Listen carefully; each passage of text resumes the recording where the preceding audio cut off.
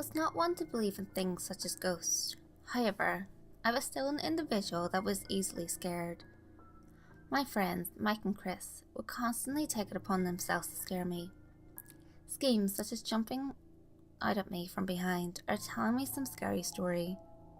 These pointless acts did scare me, but at the end of the day, they were pranks. Amongst the stories and pranks they pulled, nothing stuck with me more than what I saw on the third floor. Through my high school years, I went to a really old-fashioned school. The school at the time had two complexes on the campus. The one on the right side was a newer building, which was where most of my classes were held. On the other side was the original 3-4 complex, which was there from around the 1930s. We only had 2 classes there, as the school's shitty budget couldn't have all the students piled in the one area. They used the downstairs of the old building for 2 classes, and the school office on the 2nd floor. Since they had no use for the 3rd floor, they blocked it off from student entry. The 3rd floor used to be upstairs dorm rooms, as the school, back in its day, was a boarding house for girls. As you would expect, students concocted rumours about what could be up there. Some of these claims were ridiculous, like the school hiding rotting corpses in the floorboards. Honestly, I just ignored most of these claims. Naturally, Chris and Mike were always curious as to what was up there and constantly urged me to go up with them. I, of course, constantly turned them down, not out of fear, but out of concern for being suspended. However, through peer pressure, I finally decided to go up. That was the last mistake I would ever make. It was around December that my school would always hold an annual Christmas party. These parties went on quite late, with most of the teachers drinking themselves to the point of being totally oblivious. Of course, my friends took this as the perfect opportunity to sneak up to the 3rd floor of the school. Mike then once again asked me if I wanted to come. At first I said no, like I had time and time again. "Come on," Mike kept insisting. I sighed. Perhaps it could be a bit interesting. Plus the building was empty, which meant we wouldn't be caught. "Fine," I finally said. As I did, Mike's face lit up as he shouted, "Yes," while patting me on the back. I felt a bit happy, knowing my friends really wanted me to go along with them. Mike went to get Chris, who'd basically go anywhere Mike went. I followed them over to the campus. I was as nervous as anyone could be. So nervous would be a small way to put it. Petrified would be the better term. I kept thinking, why am I doing this? Am I crazy? As I slowly moved next to Chris, he kept on telling me to calm down, but it was never that easy to me. I kept glancing over as we ran over the old complex, afraid that we might be caught. To be honest, part of me wanted us to get caught.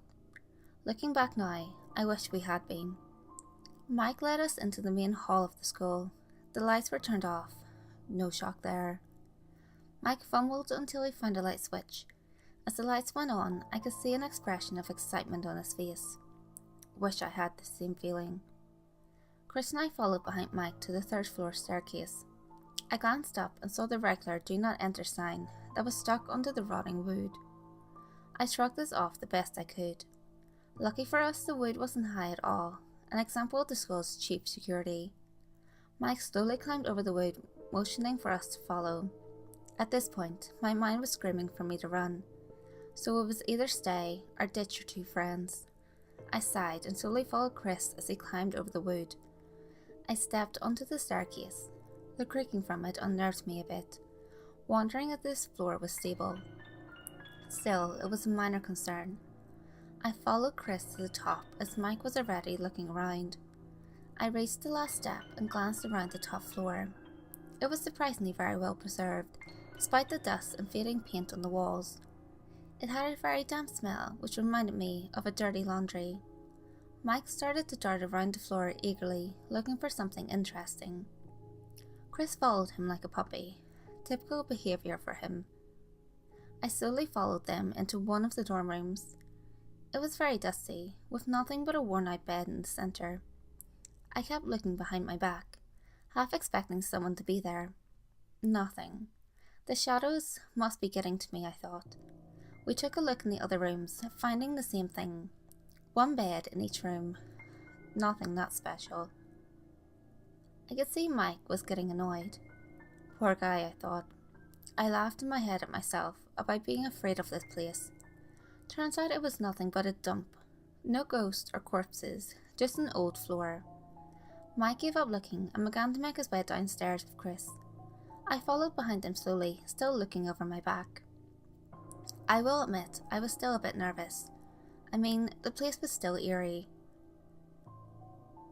As I reached the staircase, I heard a voice from below. I stepped back as I recognized the voice. It was the school janitor. He had caught Mike and Chris climbing over the wood. I began to panic. Not wanting to get caught, I darted into one of the dorms. I quickly hid in the corner of one of the rooms, waiting for Chris and Mike to be escorted out. Some friend I am, I thought, feeling guilty.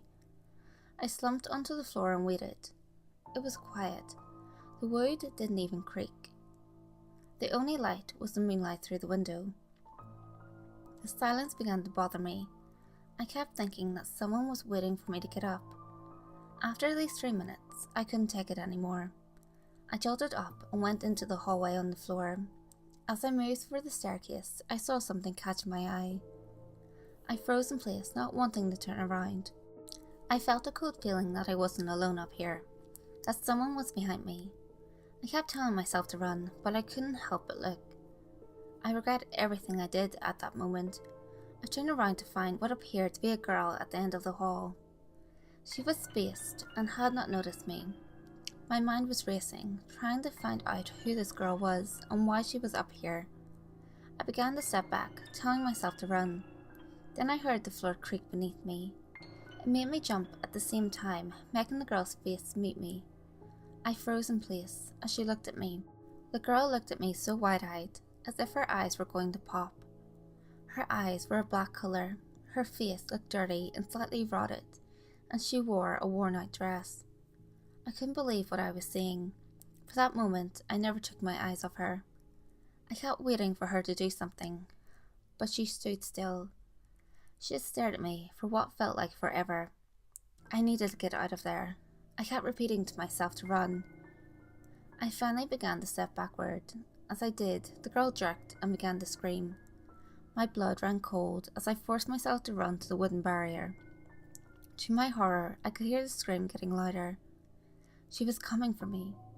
I panicked, fumbling over the wood. I fell over the other side, ignoring the pain. I made a dash for the main hall. I didn't dare turn around. I finally made it outside. Taking a second to catch my breath, I found Chris and Mike waiting for me. Mike asked me where I was in a rage, but I barely heard him. I was in shock. My heart was racing to the point where I collapsed onto the ground. Mike and Chris asked me worriedly, what the hell happened? But I could never answer. After that night, I could never look up at my old school complex the same way. I always knew that girl was up there. She would have expected me to tell someone, but I never did. No one would believe me anyway.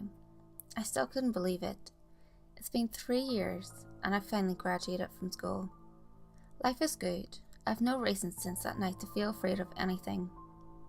That was until graduation day. After my graduation, I was leaving in my car parked near the old building. Not thinking about it, I looked up at the 3rd floor window. I then stopped. Staring back at me through the dusty glass was a pair of wide, dark eyes.